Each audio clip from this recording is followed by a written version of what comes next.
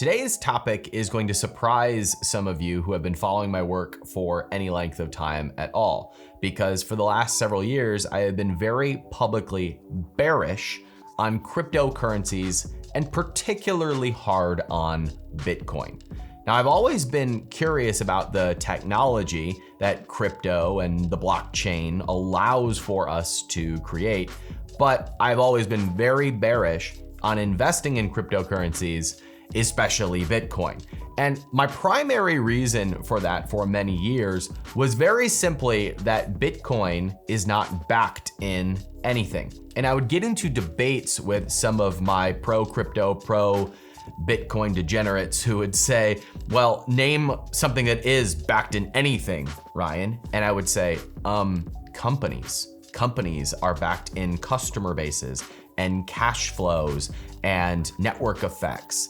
And we would get into a debate about what a better investment was, putting money into a new system that might be cryptocurrencies, or putting them into companies that had profits and customers. There were several things that happened in 2020 that started to make me rethink my position on Bitcoin and other cryptocurrencies. And the first was obviously the pandemic and shutdown. But the most important piece of that was the government's response to it.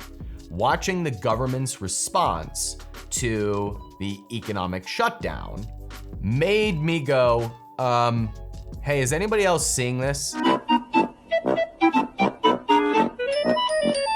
Now, I have an economics degree. I was studying economics during the 2007, 8, 9 meltdown. It was a fascinating time to be an economics student.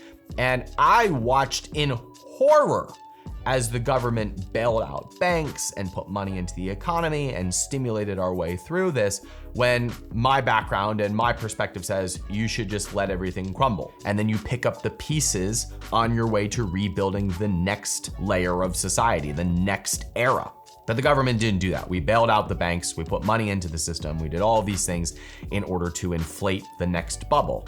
And so once again, I've been looking at this recent boom in the economy going, I wonder when we're gonna have to pay the piper. I wonder when we're going to have another major meltdown. And we got that obviously with everything that happened in 2020. Investing is about protecting the wealth that you've earned through production, through your work, through your business, through the customers that you have served.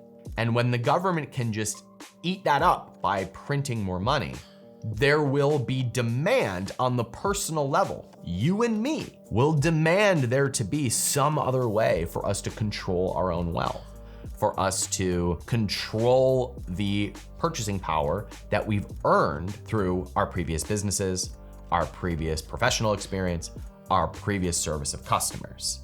And in a discussion with a friend of mine, they brought up a point about Bitcoin specifically that I could not refute. They brought up the idea of a Schelling point. A Schelling point is simply a point of reference. It's a point of reference when there's turmoil, when there's chaos. When there's chaos going on and you and I are in this situation together, both of us are looking for some sort of security. We're looking for something that we can point to and say, let's go there. And the world, especially young people, are starting to agree that Bitcoin and cryptocurrencies are that Schelling point, meaning, hey, we don't know what's going on here, but let's all go here.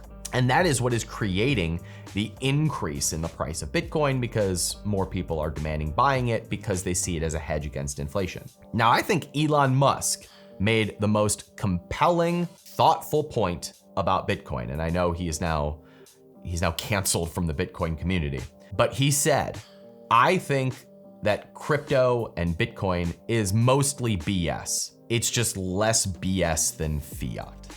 That was a very compelling reason to pay attention, because what he is explaining is that fiat, government money, has now become less trustworthy. We have now outsourced our purchasing power to the government, and the government is mismanaging it.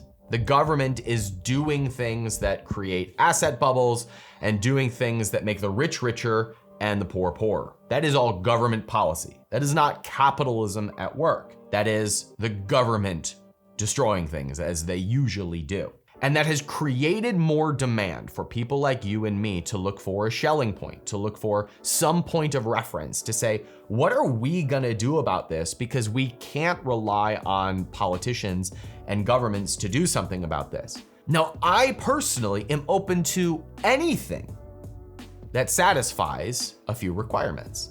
Anything that protects purchasing power, anything that is easy to transact, anything that we agree is money.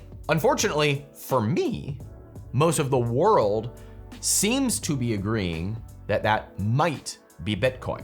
Now, I don't want it to be Bitcoin because, once again, I have the perspective that Bitcoin is not backed in anything. But then again, something happened in 2020 that started to change my perspective on this. And that was when companies started holding Bitcoin on their balance sheet.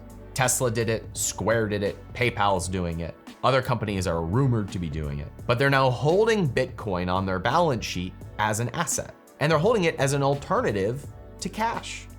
They're holding it on their balance sheet because they see that the value of cash is going down while the value of other assets is going up. It makes total logical sense for companies to have a piece of their savings not held in the bank, but held in something that is going to possibly go up in value and protect their purchasing power. There's an argument made in the book, The Bitcoin Standard, in which the author talks about societies that have hard money. And in case you're not familiar, hard money is money that can't be printed away. So gold, silver, and some would argue Bitcoin. And he makes the argument that in those societies where they have hard money, people tend to work less. They tend to be more creative. They tend not to work such long hours as those who live in fiat-based societies. And his argument was that when you live in a society where your money is protected and it even goes up in value over time, there's no reason to work when you don't have to work. There's no need for you to exhaust yourself when you have hard money because your savings is going up naturally. Your savings just kept in the bank, if it's tied to gold and the price of gold is going up steadily over time, you're not in a hurry to spend that money. You're not in a hurry to get rid of that cash. You're not in a hurry to make investments that can't beat the appreciation of your cash in the bank. That was really interesting to me. Another question that I had to answer when I was coming to grips with the fact that I had been wrong about all of this is, what is money anyway? Now, I've done a video on YouTube called Money Isn't Real, and it argues that money is just a concept. It's just an idea that we have to allow for us to make agreements. Well, if that's true, if I really believe that, then does it matter what money is in the first place? Does it matter if it's seashells or tulips or a Bitcoin or a USD? Or does it just matter that other people accept it at scale so that we can transact with it? Well, obviously it's the second. Obviously, it's just a way for us to transact with one another. So if the world accepts Bitcoin as being money, then who am I to thumb my nose at that? I trade in US dollars every day, and that's BS, right? The US dollar isn't backed in anything. And yes, some people say, well, it's backed by the US military and it's backed by our infrastructure and it's backed by our borders, and that makes sense. But we're seeing, I think, the beginning stages of the end of the government's grip on society. I think we have now destroyed the trust that we have in government. And both parties are to blame. We have destroyed and lost our trust in government. And instead, we are now beginning to trust ourselves and our communities and individuals and personal responsibility. That requires us to have some sort of private currency. It requires that. So putting all of this together, I had to ask myself if I still held to my belief that Bitcoin wasn't backed in anything, that cryptocurrencies should be avoided, and that most of the people who were investing in this were wasting their time. I had to challenge that assumption because of the changes that I saw happening in the world. And there was one more thing that happened in the year 2020 that made me go, okay, I need to actually take this seriously. And surprisingly, it was cancel culture. It was this trend that we saw in society of any time anyone said anything that didn't meet the global narrative, that they should be canceled and not allowed to transact anymore.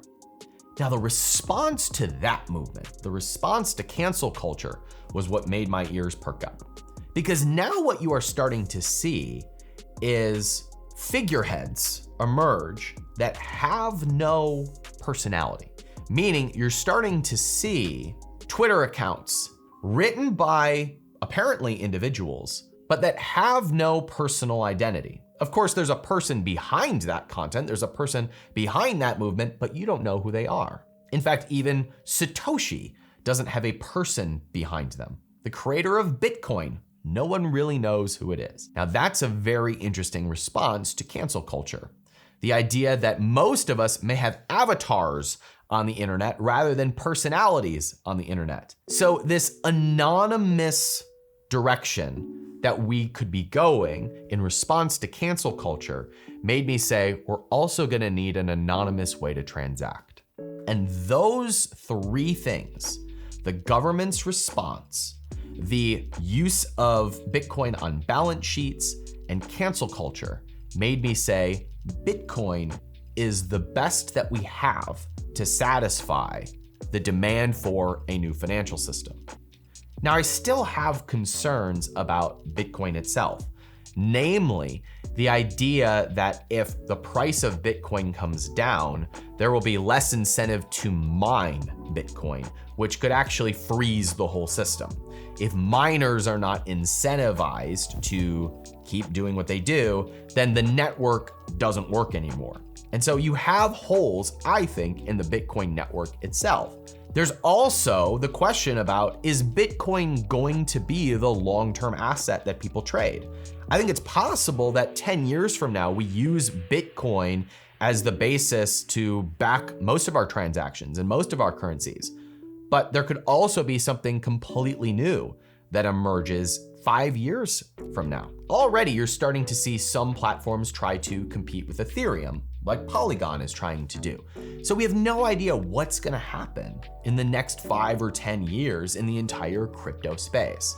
But I have now made the decision that I want to become more educated on this topic. I now see the demand and the utility for cryptocurrencies, regardless of if Bitcoin is the winner or not. If it's something new, if it's Doge, please don't be Doge. But if it is some other thing that doesn't exist right now, there is absolutely a need and a demand for anonymous currencies that are hard money that can't be tampered with, like the US dollar can be. So the final question remains, what am I gonna do about all of this? Now that I have come full circle on this, now that I have changed my mind, now that I have humbly admitted that I was wrong, what do we do from here? I am keeping a small percentage of my portfolio in Bitcoin. I currently have a larger amount in Ethereum because I can wrap my head around Ethereum and its use long-term. But I'm also very compelled by some of the other networks like Polygon as a possible next Ethereum. So I am still learning about this sector right now. But I am planning on keeping a percentage of my portfolio in cryptocurrency, and I intend to build a base of holdings in Bitcoin specifically that I'll hold for the next 10 years. And the reason for that is because I think that it's reasonable to assume that that could 10x over the next 10 years. I think that the entire sector will definitely 10x over the next 10 years. And so it makes sense for me to put a piece of my portfolio in there, even though there's also a risk that it could go to zero. It could 10x if I'm right this time, or it could go to zero if I'm wrong yet again. I'm willing to take that bet, but I'm not doing that with money that I can't lose. And I'm keeping a very small percentage of my portfolio reserved for currencies that I'm discovering, like DeFi and Matic and Sushi and other what I would consider organizations that I could see emerging and leading in this next wave of technology. And that's all subject to change. I am learning about this stuff faster than my 18-month-old son is learning to talk. So I am drinking from fire hoses right now. And my opinion on all of this is subject to change, but that's what I'm doing in response as of right now. This is the next wave of society. It scares me, to be honest with you. I don't want to be my grandparents who swore that they would never get the internet. I do have a 102-year-old grandmother who still does not own a computer. I don't want to be that. I don't want to be afraid of technology. And right now, this is all still super intimidating to me. So over the coming weeks and months, I'm going to be interviewing a few people on capitalism.com that can add some context and some color to this. I'm going to be tracking and documenting me learning about this world. I'm intimidated by this. I know more than my uncle, who is really scared about this whole world. I'm playing from behind here, but I'm catching up as fast as possible because as the leader of capitalism.com, I don't want to be the old guy that doesn't know how this works. It's part of my job to be ahead of these trends, and I've been behind on this one. So over the next coming weeks and months, I'm going to be sharing more about what I've learned and the people that I'm following who are talking about this. So please make sure that you are subscribed to the channel so that you see all of those updates. I'm Ryan Daniel Moran with capitalism.com, and I was wrong about Bitcoin. I still don't know if Bitcoin is going to be the winner. I don't know where this is going to go over the next 5 to 10 years, but I was wrong about the technology. I was wrong about its value. And most importantly, I was wrong about the need for some sort of hard money that is anonymous and scalable. We don't know how this is going to play out, but we know that it's the next wave of society. Thanks for watching and listening, and I'll see you on the next episode. Take care.